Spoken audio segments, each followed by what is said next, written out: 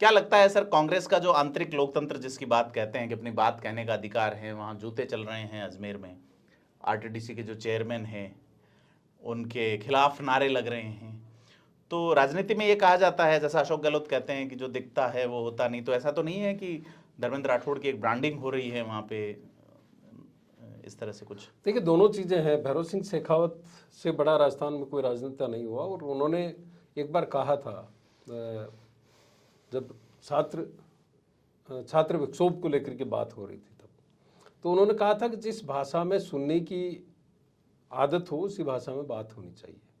तो मुझे लगता है कि कांग्रेस में अब इस भाषा में ही बात सुनने का एक रिवाज चल पड़ा है, और इसलिए ये विरोध इस तरह से हो रहे हैं। जहाँ तक धर्मेंद्र राठौड़ की बात है, ये जगजाहिर है कि 3 लोग ऐसे थे जिन्होंने 25 सितंबर की जो घटना है उसको अंजाम दिया था, जिसमें शांति धारीवाल के घर पे बैठक हुई, महेश जोशी ने उसको ऑर्गेनाइज किया, और सारी व्यवस्थाओं का जो संचालन है वो धर्मेंद्र राठौड़ ने किया। तो पायलट के समर्थक हों या कांग्रेस के जो धड़ेबंदी में शामिल लोग हैं, उनको लगता है कि धर्मेंद्र राठौड़ उस रणनीति के सूत्रधार थे, और उन्होंने ये सारा सब कुछ हाईकमान के खिलाफ जो एक मामला बना उसमें उन्होंने भूमिका निभाई जी। नाराजगी इस बात को लेकर के भी है कि वो अजमेर से चुनाव लड़ना चाहते हैं देवनानी जी के खिलाफ बीजेपी से, और वहाँ से महेंद्र सिंह रलावता ने चुनाव लड़ा था, कोई ज़्यादा अंतर से वो चुनाव नहीं हारे थे, और वहाँ पे अब धर्मेंद्र राठौड़ जाना चाहते हैं। धर्मेंद्र राठौड़ ने पहले पुष्कर में अपनी जगह तलाशने की कोशिश की, जब उन्हें लगा कि यहाँ तीसरे नंबर पर जा सकते हैं, तो उन्होंने अब अजमेर को अपना केंद्र बनाया है चुनावी राजनीति का। सर, सह प्रभारी अमृता धवन पहली बार अजमेर आई, पायलट और गहलोत के समर्थक खुलेआम ही जूते चल गए आपस में।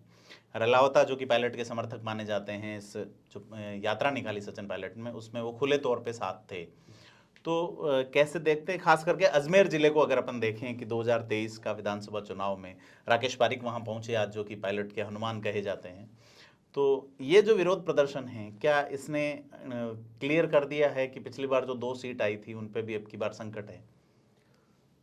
निश्चित रूप से संकट तो दिख रहा है कांग्रेस को, और ये दोनों सीटें भी उस स्थिति में आई थी जब सचिन पायलट के नेतृत्व में कांग्रेस ने चुनाव लड़ा था जी। वैसे भी अब अजमेर बीजेपी का गढ़ माना जाता है, और कई सीटें ऐसी है जहाँ पर लगातार बीजेपी जीत रही है, चाहे वो पुष्कर की जीत हो, पुष्कर की सीट हो, चाहे अजमेर की सीट हो जी। किशनगढ़ से निर्दलीय उम्मीदवार सुरेश नाग जीते, वो भी बीजेपी बैकग्राउंड के हैं जी। तो इससे तो ये लगता है कि कांग्रेस की स्थिति अब वहाँ आने वाले वक्त में और ज़्यादा खराब होगी। और चूंकि सचिन पायलट वहाँ से एमपी रहे हैं, सचिन पायलट का खुद का वहाँ पे एक बड़ा आधार है, जनाधार है, और वहाँ पर अगर पायलट के समर्थकों को लगता है कि उनकी उपेक्षा की जा रही है या उनको साइडलाइन किया जा रहा है, तो वहाँ पर निश्चित रूप से इसी तरह से उनके काउंटर मिलते रहेंगे गहलोत समर्थकों। सर, एक निर्दलीय विधायक जो कि मुख्यमंत्री के सलाहकार हैं आधिकारिक तौर पे, जो खुद कहते हैं कि मुख्यमंत्री को किसी की सलाह की जरूरत नहीं है, संयम लोढ़ा, उनका एक बड़ा बयान आया है कि सचिन पायलट जो हैं वो नाखून कटाकर शहीद होना चाहते हैं। तो क्या लगता है आपको, लोढ़ा का ये जो बयान है ये क्यों आया है, क्या कारण है इसके? देखिए, वो कहने को मुख्यमंत्री के सलाहकार हैं जी, लेकिन संयम लोढ़ा जो भी फैसला लेते हैं उसमें मुख्यमंत्री की मर्जी ना हो, या संयम लोढ़ा जो बोल रहे हैं उसमें मुख्यमंत्री का कोई रोल नहीं हो, ऐसा नहीं माना जा सकता। संयम लोढ़ा की राजनीतिक शुरुआत जो है वो एनएसयूआई के कार्यकर्ता थे, और वो पोस्टर लगाने से उन्होंने अपनी राजनीति की शुरुआत की। फिर वो गहलोत के प्रेस नोट बनाने का काम या उसको देखने का काम, उस तरह के काम में भी इन्वॉल्व रहे, और वो गहलोत के उसमें ही छत्र छाया में उनका विकास हुआ जी। अब वो उस इलाके में मजबूत स्थिति में है, सिरोही में, और जब से ये विवाद हुआ पायलट और गहलोत का, तब से निर्दलीय विधायकों को एकजुट करने का मामला हो, चाहे मोर्चा साधने का मामला हो, संयम लोढ़ा आगे रहते हैं। और संयम लोढ़ा की एक मामले में आपको तारीफ करनी होगी कि जब विधानसभा में वो खड़े होते हैं तो पूरी तैयारी के साथ होते हैं, और संसदीय मामलों के वो बड़े जानकार हैं। भाषा पर उनका नियंत्रण है, किस तरह से उनको अपनी बात कहनी है वो ये उनको आता है।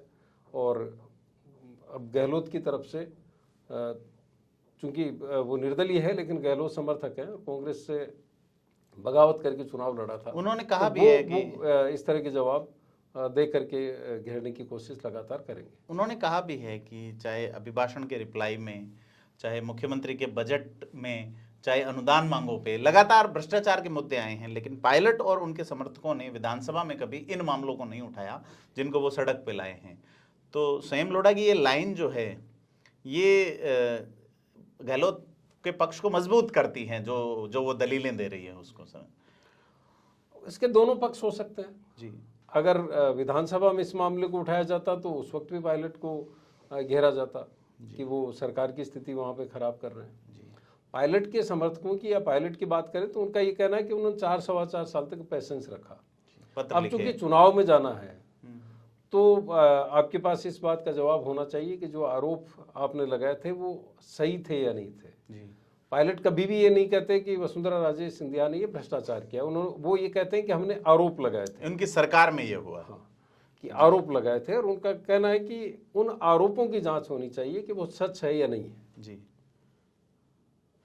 तो ये उनका तर्क होता है जी। तमाम मुद्दों पे बात हुई आज श्रीपाल सक्तावत जी से। धारा प्रवाह कार्यक्रम को देखने के लिए सब्सक्राइब करें थिंक 360 को।